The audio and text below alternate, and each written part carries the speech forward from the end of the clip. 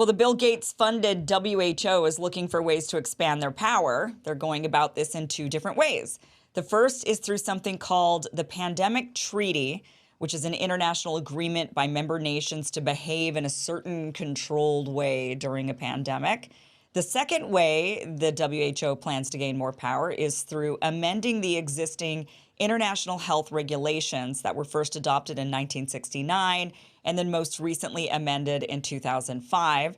They're wanting to amend them again, this time for more power. With us now to go into greater detail about these attempts is Dr. Kat Lindley. She's a primary care physician in Texas and director of the Global COVID Summit. Dr. Lindley, welcome to the show. Thank you for being here. Thank you for having me. So let's go into more detail on how the WHO plans on expanding their power. Right now, just so that everybody is understanding, they're meeting. They're meeting right now as we speak. They're in meetings and they are going over these two different things, the pandemic treaty and these amendments. And they plan to have a couple more meetings, from my understanding, and then they're going to ultimately ratify these amendments or vote on this new pandemic treaty. And a lot of people are saying this will ultimately supersede nation sovereignty, that nations will lose their right to guide their own pandemic response. So if they want to do COVID vaccine, passports, if they want to mask you, if they want to lock you down, then you have to do it according to the WHO. They would be the ones in control. Critics are saying this would be giving up sovereignty. However, the defenders are saying, no, not really, because the WHO doesn't have any policing powers. So yeah, it's a legal binding document, but so what? Who's going to enforce this legal document? So explain to us now what these attempts are and really how this does expand their power and address the criticism about, well, but there's no policing there. So no big deal. Don't worry. Nothing to look at here. So just as a reminder, WHO is the health arm of United Nations.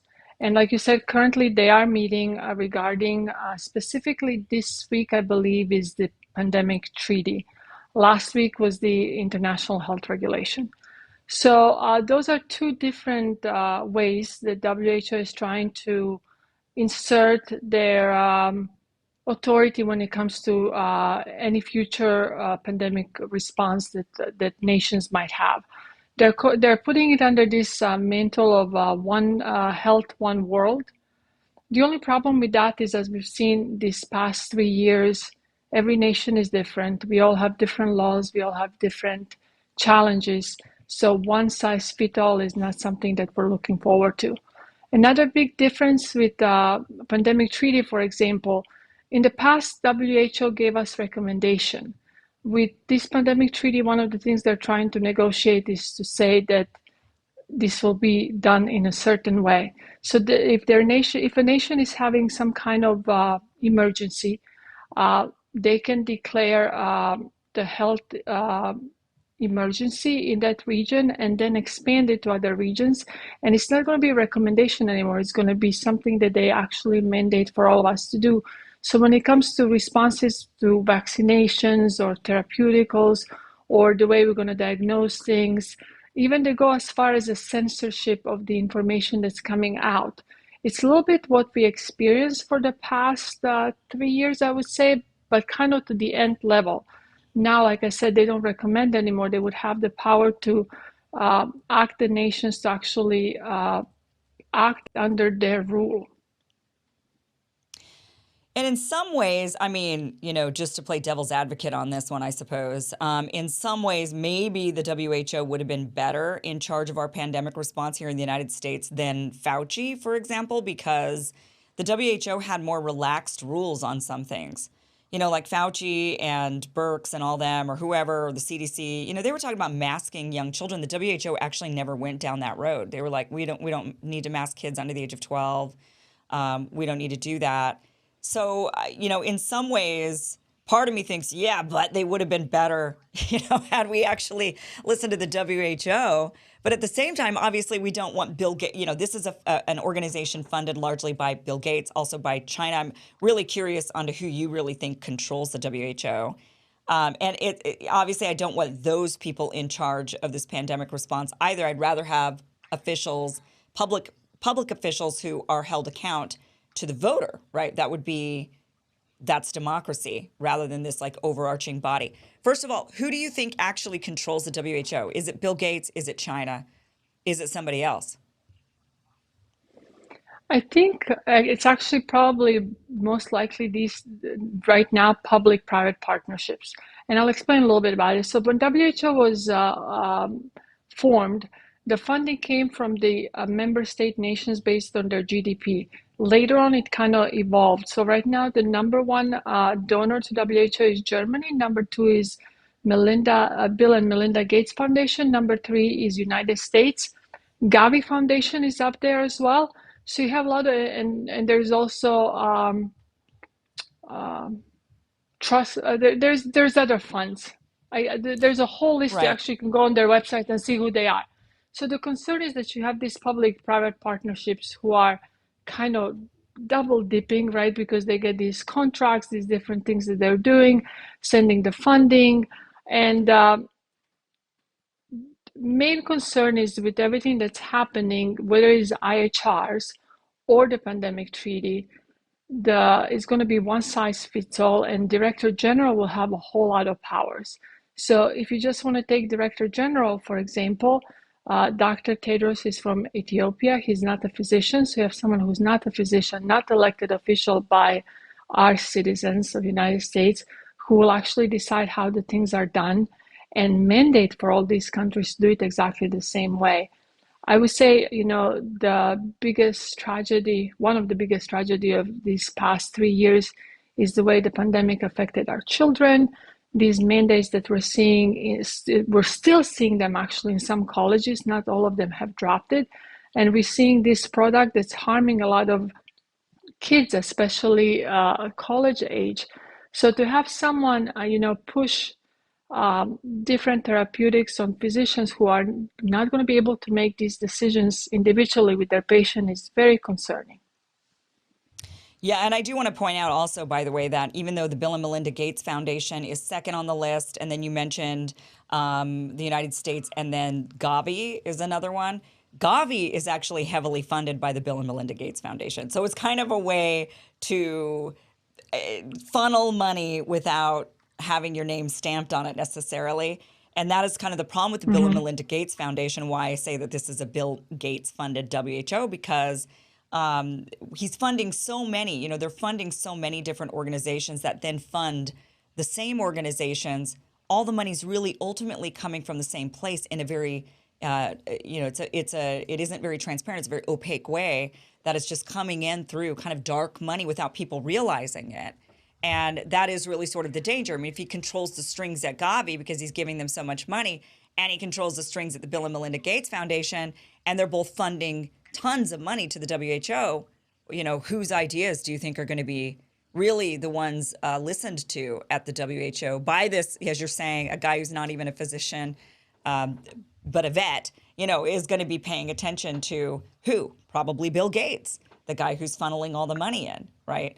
So that is where it gets really, really tricky and interesting. So let's talk about the policing power then of the WHO. So people are saying, well, okay, don't get your panties in a wad, I mean, there's no policing here. So what? They adopt all of these rules. We could just throw them out the window. But there's probably really more of a reality to this. I mean, what are your thoughts on that? So the problem is right now, like I said, pandemic preparedness treaty is being negotiated or accord, and then you have the IHRs. So the pandemic preparedness treaty would be voted on in May of 2024, and then the amendments to the IHR actually May of this year. And several of those amendments are very concerning, including issues that take the language specifically on dignity and human rights, and they start introducing this language of equity. And the WHO would also have, like I mentioned before, powers to censor what is misinformation, disinformation. And specifically from science standpoint, from medicine standpoint, my colleagues and I might not agree on everything, but we discuss it and we come to this consensus of what we think is the best way forward. If you take that discourse out of what's going to happen, it's going to really just harm people. And I think it's very important for people to realize that there are forces globally who definitely want to see this happen. What is the reason? It's very hard to speculate, but there are talks of digital passports. There are talks of, social credit scoring systems like we're seeing them in China. There are talks of, if there is another pandemic and now we're hearing the stories about Marburg that died down. There is this new story of bird flu, and there was a little girl in Cambodia who supposedly died from the bird flu. It can be anything. And the same thing is going to happen, probably even worse than we've seen now. If you have this outside agency who has nothing to do with the sovereignty of our country, make decisions for us. I don't want to alarm people because I hate doing that. But, I grew up in communism. And if you have these agencies make decisions based on what's best for the population, they actually forget the little person. And we've seen that with our kids, with young adults, with elderly. They are the ones that pay the price of all this. So we have to be very careful how we proceed with these things. Right. It ends up being, well, this is the best for the collective, the collectivism. But yeah, you're right. Forgetting the individual in that collectivist mentality. It's one thing I would imagine is that even though they don't have technically policing powers, whoever the member states are that are the most aggressive about it, if they're the ones that say, no, we really want these rules to be implemented across the board, every nation needs to do this, that they would police in their own way, and they would feel they would have the authority or the right to police, because they would say, well, we can sanction you, we can cut off travel, we could do all of these things to harm you because you're not following the rules, and these are the rules. And so I would imagine member states would take it upon themselves to become the police of these sorts of. So, when I hear this argument of, well, there's no policing, don't worry about it. The WHO doesn't have their own police division. They don't really need it, do they? All they need is the bully nations that'll come around and say, do it or else. We're going to force you into it. And I think that would be the big thing. The big question would be, which nation would be the most likely to do that under the WHO? Would it be China, Germany, United States? Which ones do you think have more of that power or that enforcement, or even more in bed with the ideology of the WHO or the direction they're trying to go? Interestingly, United States is the one that's been pushing these several of these amendments to the IHR. And it's hard to believe that our own HHS is actually negotiating some of them. Because you're right, how are they going to enforce it? Most likely to travel. They're going to put sanctions on the member state that's not complying. They're negotiating right now, and supposedly there are deals being made. It's a big bureaucracy. What saved us last year were actually African countries. They opposed the amendments last year. So that was very interesting to see these countries, who've gone through hardship actually say, no, this is a little bit too much.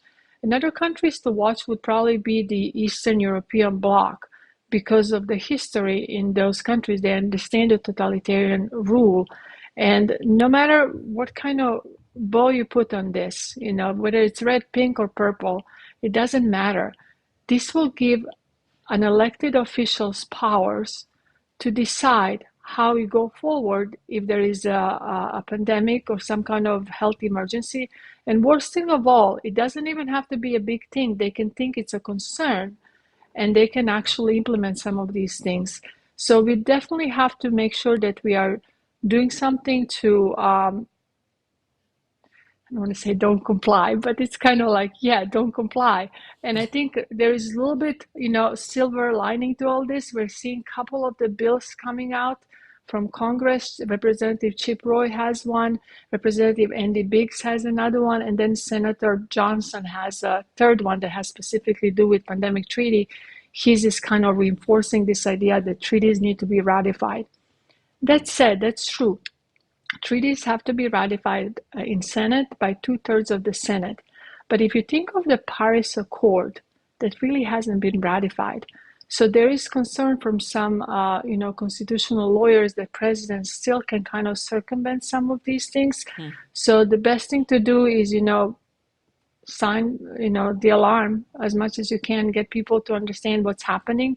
And another good thing I want to say is state of Texas and Oklahoma Attorney General, they actually have a lawsuit going on right now in Texas courts suing HHS for giving WHO powers when it comes to our health response and things like that. So that's kind of good things that are happening, and we need to see more of those.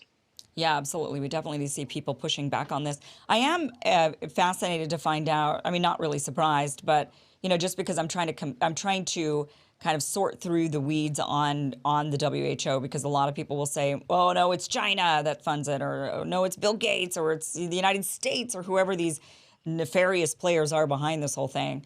Um, it's interesting the United States is pushing this. That's a bit surprising only because when Trump was in office, he kept talking about we're going to get out of this thing. We're not going to. Why are we even in this?